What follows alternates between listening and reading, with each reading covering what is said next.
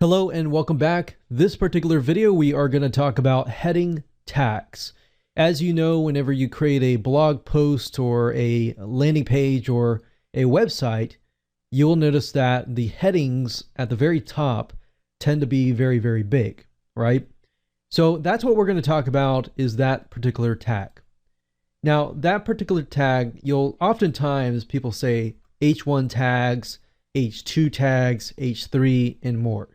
So really what it's defined by, if we do an H1 tag, remember there's two brackets that are surrounding that particular word, H1. So it can be lowercase h and it can be uppercase H. It really doesn't matter. So if you're wondering if there's a difference, there's really no difference.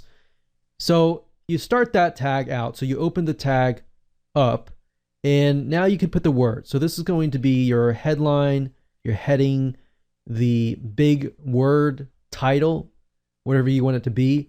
So you will write out the headline text here.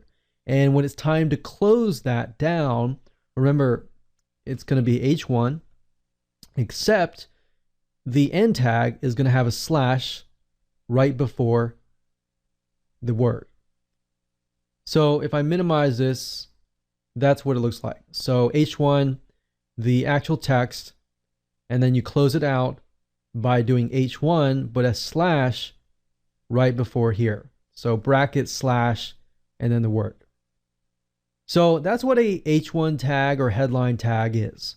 Now, if you want to have a heading, but you don't want it to be as big as maybe the first headline, and maybe you have like a sub headline that you want it to be a little bit smaller, then the way this works is it increases the number. So it's a little bit backward thinking, but number one, if you think about top one, number one, number two, number three. So if you think about like the Olympics, for example, the number one person, the number two person, number three person. So if you think about it that way, the number one person has a bigger prize. So in this case, bigger headline. The number two person has a not as big as number one, but a lot bigger than number three. So that's kind of how it works. So if you want to decrease in size, it's going to go from H2, H3, H4, and so forth and so on. And you would do this exact same thing. This could be something like a subheadline text, and then we can close that off with slash H2.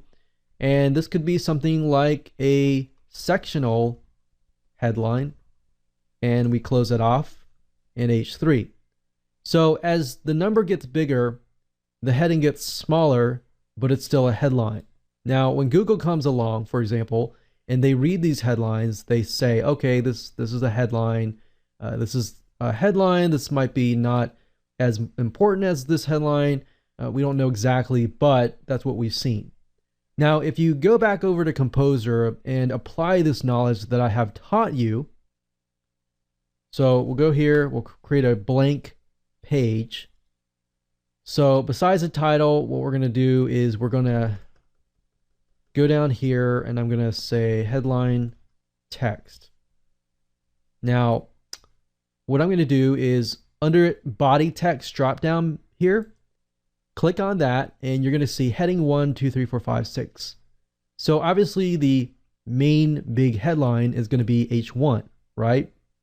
Now, if I go to the source tab, you'll be able to see that it does indeed say H1, headline text, and then it closes it off. Of course, if we highlight this again and we change to say heading 2, you see how it gets smaller? Change it to heading 3 and it gets smaller. And the greater the heading, the smaller we get. So if you think about the Olympic analogy that I talked about earlier, that's how it works. So obviously this is heading 3. So if we take a look at the source code here, we can see it starts with H3 and then it closes off. So I wanted to cover headlines simply because headlines are something that you're generally speaking going to use all the time, especially when it comes to landing pages, web pages, even WordPress. Any type of content management system will use this type of code, and it's universal. So hopefully that makes sense, and we'll move on to the next video.